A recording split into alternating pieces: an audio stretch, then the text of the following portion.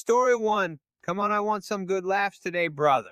High school, junior year, first day of class. Teacher walks in. It's an older wrinkly guy with a stack. A little weird looking. His shirt is only tucked in on one side. Everyone is just getting the wrong vibe from this guy. Like he's not all there in the head. He's got a manic look in his eyes. He's creepy. He starts going through attendance, not looking up the whole time. Then he gets to my name. Starts to say it, then stops. Looks up, scans the room, looks directly at me. Ah, Mr. 102,184. I'm glad you're here. How's your family? Is your little sister still playing the piano? Is that model ship still on your dresser? Is your room still blue? I'm shocked, mortified. I can't find the words to respond. This creeper has just described my family and the fucking room I sleep in at night.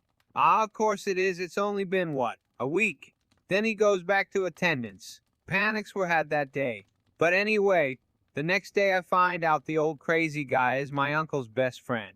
And they and my dad decided to pull a prank on me for my first day. The teacher wasn't so crazy looking the rest of the year. He shaved the pedo stacky, which he grew specifically for the prank, apparently dressed better, stopped making his eye twitch, etc.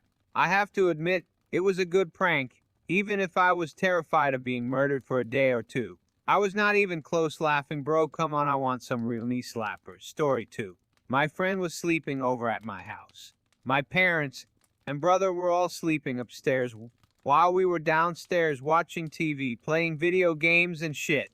At around 1 a.m. he asked if this girl can come over. He really wants to get with this girl, and I don't want to turn him down, so I reluctantly agree on the condition that she's quiet. The three of us are hanging out, and I make some excuse to leave the room so my friend can have some alone time with this girl. I'm upstairs in my room when I start hearing loud moans. This is bad news for me, but great news for my friend. He's losing his virginity to a girl he really likes. I hear stirring in the next room, and I know that their bout of loud lovemaking has woken my parents. The last thing I want is for my confused father to walk in on my friend fucking this girl in my basement. What do? I go to Pornhub, click on the first video I see, crank that shit to 100 on my speakers and let it play for the 3 minutes that my buddy ended up lasting. My dad ended up coming into my room, discovering the source of the noise.